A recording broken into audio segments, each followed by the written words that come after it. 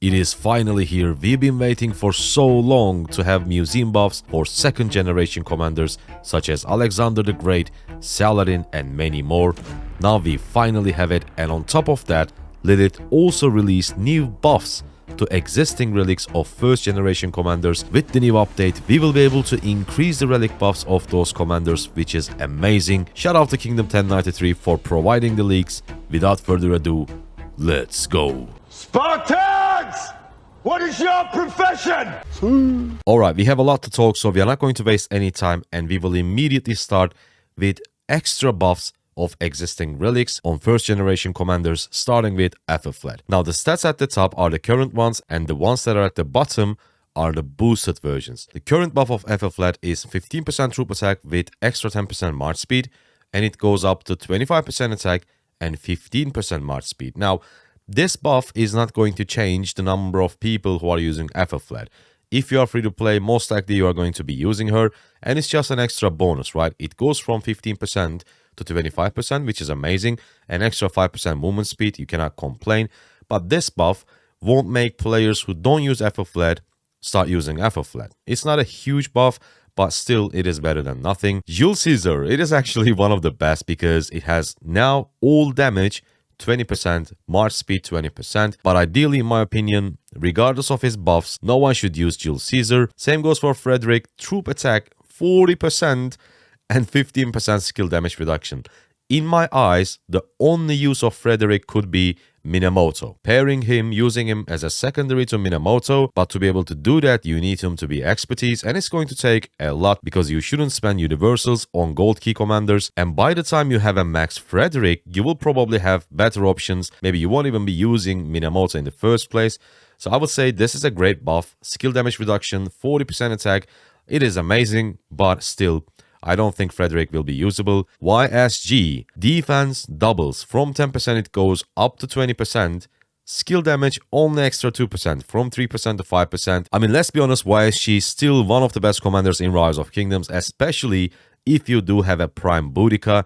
They go so well together, and now they will have even more damage because skill damage goes to 5% and a little bit of extra tankiness with extra 10% boosted archer defense. Same goes for Double C. Again, extra 10% of stats. Health goes from 20% to 30%, which is amazing. And extra 100 active skill damage factor is what we're going to get with the boosted stats. I think Double C, Minamoto Double C, can definitely be usable in Season of Conquest unless you are in like 5 or 6 Imperium KVKs, like those hardcore Season of Conquest KVKs. I think Mina Double C is going to be pretty solid because Mina's buff is also amazing. We will take a look at in a second. Infantry march speed, extra 5% boost, and counterattack damage from 3% to 6%. It is not much, to be honest. Richard is still going to be really good for Sunset Canyon, Lost Canyon, Golden Kingdom, Barb Chaining, but that's it. He won't be used in Garrison. He won't be used much in open field. This is not going to change anything. And we were talking about Minamoto. Look at that. Cav defense goes from 20% to 30%. And attack goes from 25 to 30. Like, it's not the best, but it could be worse because they could make attack goes to 35% and defense goes to only 25%. But luckily, they give boost to defense 10% and attack to 5%. As you guys know, attack is the least desired stat. So extra 10% defense, 5% attack. You cannot go wrong. Mina Double C, I think, pretty decent. Boost of Charles Martel is, in my opinion, pretty mediocre because now that's exactly what I'm talking about. Attack extra 10%, but health is only 5%. I wish this was extra 5% attack, but extra 10% health. So if his attack was 30% and health 15%, that would have been much better. But still, it's a decent bonus. El Cid's bonus is actually pretty decent. Archer attack extra 15%. And active skill damage factor doubles from 150 goes to 300. If you look at Double C, it goes from 200 to 300, but for El Cid, it goes from 150 to 300. But still though, please don't use El Cid. Hannibal Barca, pretty irrelevant. I'm just going to skip him. Mehmed. Now this guy had the best museum buff. Now he has it even better. Troop health extra 10%, and on top of that they also double the skill damage bonus from 5% to 10% if you compare Mehmed with YSG. So YSG gets 10%, Mehmed gets 10%, but Mehmed gets health bonus instead of defense, and skill damage YSG goes from 3% to 5%, Look at Mehmet. From 5% goes to 10%. XY Mehmet is definitely one of the best cavalry marches. It is pretty glass cannon, but deals so much damage. Now it is even better, so we have more reasons to invest on XY to just pair with Mehmet II. Definitely a huge upgrade. Mulan, again, now we also have extra 10% health, and skill damage reduction goes from 10 to 15. I think Mulan is pretty decent. If you have the luxury to use that support march, now she is even better, so you cannot complain. Charlemagne, please. Ragnar, I don't think anyone uses Ragnar. 35% troop defense is actually pretty good.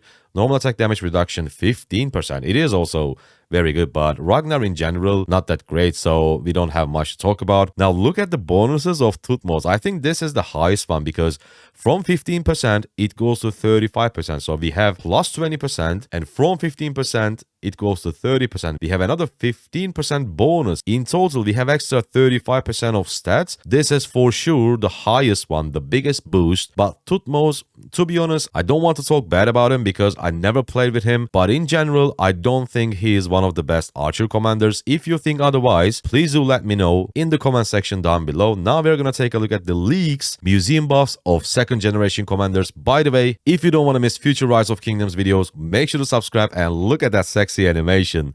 My man Electro King made this for me. If you guys need any sort of graphic design work, make sure to hit my boy Electro King. Now we move on to second generation commanders. Look at that. Genghis Khan, Saladin, Constantine, Alex, Tomyris, Edward, and Wu Zetian.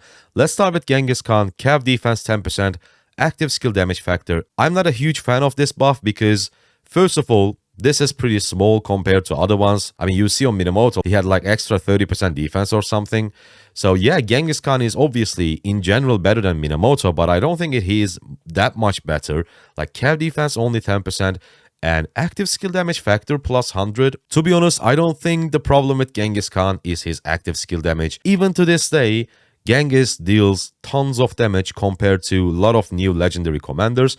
But the problem is he's extremely squishy. So in my opinion, more defensive stats would have been much better, such as extra health and maybe even skill damage taken reduction would have been a lot better for Genghis Khan. So unfortunately, I don't think this museum buff is going to revive Genghis Khan. Saladin, 10% attack, 10% march speed. He's already a great commander. He is so tanky, he has utility, he slows the enemy. Now we have a little bit of attack with 10% march speed. I mean, march speed is not very necessary for cavalry because it is already the fastest troop type. It feels like they just throw it for extra bonus. Saladin is still going to be pretty good. He was already really good and now he's going to be a little bit better, but this buff is not going to make people invest or start using Saladin and replace their other commanders such as Chandra, William, XY. I think the same people will keep using him. It's just an extra bonus. Constantine, infantry attack and normal attack damage 5%. I mean, we all know it. Constantine is only good. Unfortunately, like I love the commander, but unfortunately, he's only good in Canyon. So I would say his buff is pretty irrelevant. It's not going to revive Constantine. People are not going to start using him in the open field or garrison. He will still be a staple, one of the best commanders in Canyon mode, but nothing more. Alexander the Great, 10% defense, normal attack damage reduction 3%. I guess we can name him as Alexander the Not So Great anymore. Again, just like Genghis Khan, 10% defense is pretty mediocre and normal attack damage reduction is good, but it is just so similar to Saladin. I feel like Lilith just looked at those commanders and looked at their data and said, okay, people are still using Saladin and Alexander excessively, so we are just going to throw a little bit of stats on them because they're already usable, so we don't need huge buffs on them. I mean, it's nothing exciting to be honest, just 10% defense and normal attack damage reduction is just okay. Tomyris though, I think she got the best one. 15% archer health and plus 10% march speed. 15% archer health is amazing and march speed is also super important for archers because the funny thing is, even if you use tanky archer marches, people are still going to target you immediately just because those are archer marches. I think it's just the psychology. When people see archers, they want to attack them because they think they're going to die so quickly. So the extra 15% health and extra march speed is going to help Tomyris a lot.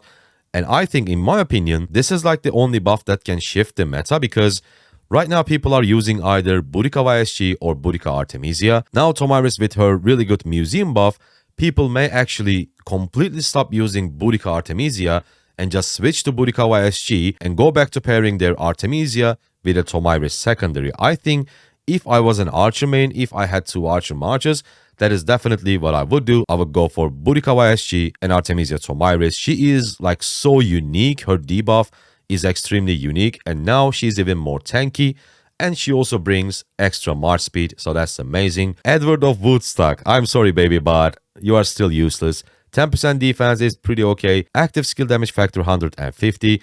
Like, Edward's skill is just so slow, it's extremely slow. XY can probably do 3 skill cycles before Edward can do 1, so unfortunately, regardless of his museum buff, I don't think he will be usable. I don't think this will revive Edward of Woodstock, so rip Edward.